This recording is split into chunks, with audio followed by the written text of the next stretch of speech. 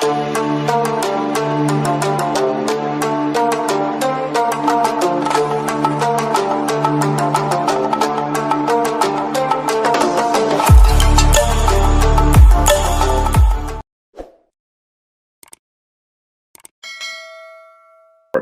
people ask you, are you fluent in that language? Or when people say, oh, I'm fluent in this language, that has this implication that fluency is a destination, right?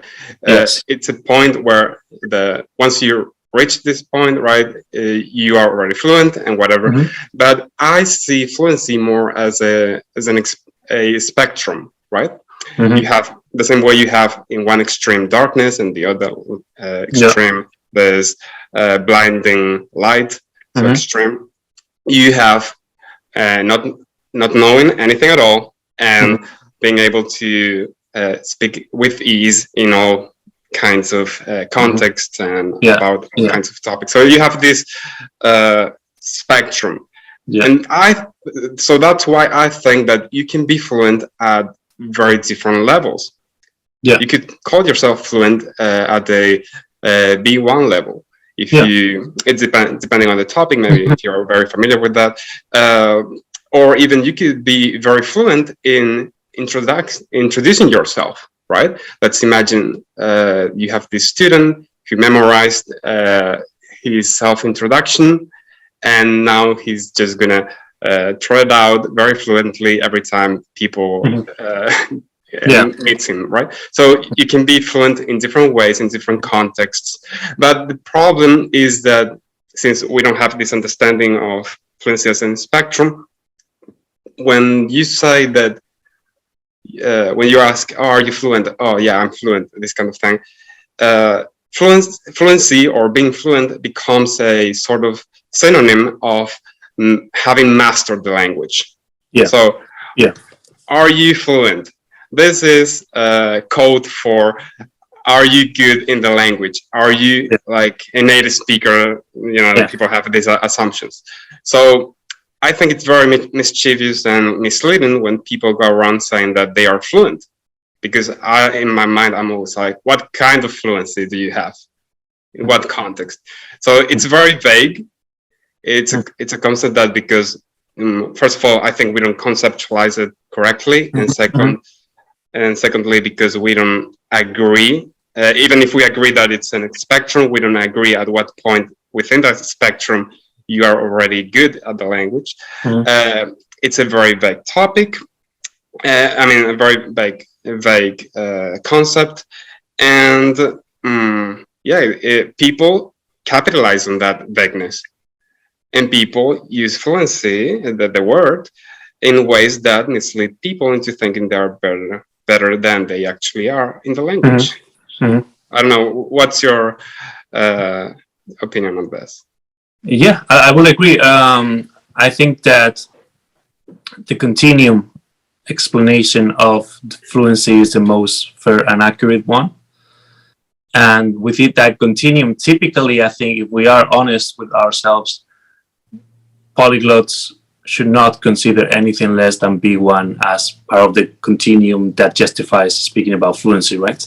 But then again, there's going to be dishonesty, not because polyglots are particularly dishonest amongst other people, but because across all demographics there are dishonest assessments, right? I also think it's very interesting that the notion of fluency is anglocentric. And what I mean is that in other languages, we don't really ask the question, are you fluent in? So in Spanish, right? Lay people, right? People who are not necessarily in the polyglot community or linguists, people you can find in the streets, they will tell you, ¿sabes hablar blah, blah, blah? Do you know how to speak this? O sabes, and then the language. So sabes francés, sabes romano. And it's the same in Russian, right? Znaешь, blah, blah, blah. It's not, are you fluent in blah, blah, blah, right? So fluency, you're right, is a benchmark or yardstick, and an artificial and vague one, but it's not so universally, right? It's only so in certain languages. For instance, in French, we talk about ce que tu es courant, in this and this other. So yeah, you can say that Quran is more similar to fluent, but at any rate, it's only in some languages. But it just happens to be the case that those languages are hegemonic in the polyglot community. So this creates the impression that fluency is more universal than it actually is as a yardstick of the mastery of a language. Yeah. And then what you said about fluency as a destination is also important. So I think when you talk about fluency as a destination, that destination metaphor, it participates from essentialism. It's just another way of essentializing fluency, saying fluency is something rigid, and once you have it, there's no going back. Set for life. You can't lose it. Just like the supposed accumulation of languages, right? Once you have it, if you conceptualize language as a commodity, once you acquire it, then that's it, right? And I think that people make the same mistake concerning fluency. And also, I was just thinking about how much, how relative the concept of fluency can be, because it depends on other factors other than how much you know about the language, right? Because one example is that right now I may be able to speak very eloquently in English. Wait for the end of this conversation. I'm gonna get tired, right? I'm gonna get tired, and my level is gonna drop a lot. And that happens to me in all languages. I can barely speak proper Spanish anymore because I spend all my days speaking English and Chinese. And you bet those take a lot of mental energy. Yeah, absolutely. The notion of language fatigue. I remember when I published that video, many people hadn't conceptualized that consciously. And it's the first time that I saw this topic being treated systematically. I've never thought about language fatigue. Most people have an understanding of language attrition, right? How language deteriorates if you don't use it, but not so much of language fatigue. Like if you're using certain language for a protracted period of time, or with a lot of people, or in a stressful situation, right? The tendency is going to be to use it less well over time. And also, I think an aspect you pointed out is very important: being fluent in some areas but not others. I think Gareth Popkins speaks about islands of fluency. Okay. And I can't quite remember if it was Gareth Popkins or Richard Sinclair. So I don't want to say it wasn't Richard Sinclair, but I think it was Gareth Popkins.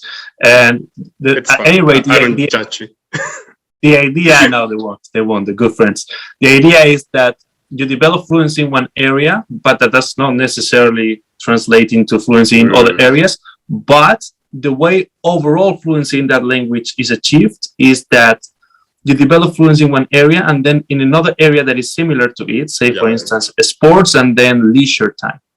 You extrapolate. And that allows those islands to connect, and then you have a peninsula, and then you have something more solid, and that solidity is fluency. There's a way of thinking about it. I very much relate to that, actually, because it's not when, also this idea of, are you fluent? Do you know the language like 100%?